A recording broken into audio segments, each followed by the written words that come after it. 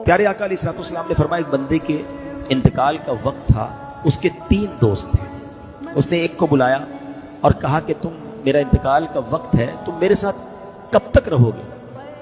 تو اس شخص نے کہا کہ میں بس آپ کی روح نکلے گی اور میں الگ ہو جاؤں گا آپ سے، آپ ادھر انتقال فرمائیں گے اور میں آپ سے دور ہو جاؤں گا۔ دوسرا شخص دوسرے دوست کو بلایا کہ تم میرے ساتھ کب تک رہو گے؟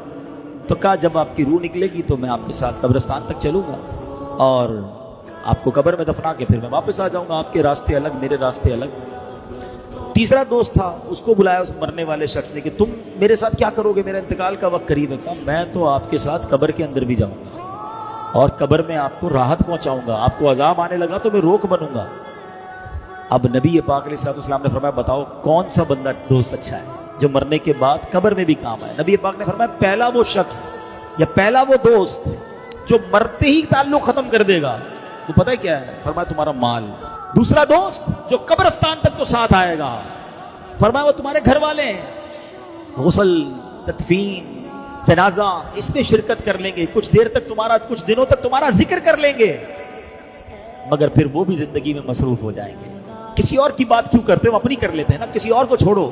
میرے والد والدہ کا، آپ میں سے کئیوں کے والد کا، والدہ کا، دادا دادی کا، نانا نانی کا انتقال ہوا، وہ بڑے دن بڑے تکلیف میں گزرے، اب کہاں یاد آتی ہے؟ کتنوں کو یاد آتی ہے؟ کب کب یاد آتی ہے؟ میں اور آپ بھی بھولی بسری داستان ہو جائیں گے۔ 2 4 6 دن 10 دن کو زیادہ مشہور آدمی ہوا تو سال 2 سال، بس پھر ختم جناب، دنیا رکتی نہیں کسی کے لیے۔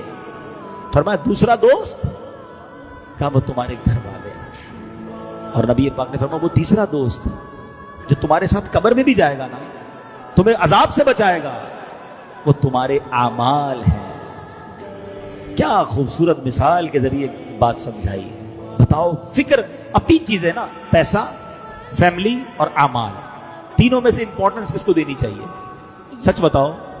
اعمال کو ہم دیتے کس کو ہیں؟ پیسے کو، اور پھر فیملی کو، گھر والے ناراض نہ ہو جائیں۔ پیسے کماتے بھی بچوں کے نام پر ہی ہیں یار، بچوں کو، فیملی کو، ڈبل ڈیوٹیاں تو اوور ٹائم تو کوشش بھائی اگر جائز طریقے سے کما رہے تو ٹھیک ہے، مگر اعمال کیوں چھوڑ دیا؟ حرام میں کیوں پڑ گئے؟ نمازیں کیوں قضا ہو رہی ہیں؟ کیونکہ یہ تو قبر میں جانا تھا، کوئی قبر میں نہیں آئے گا میرے ساتھ۔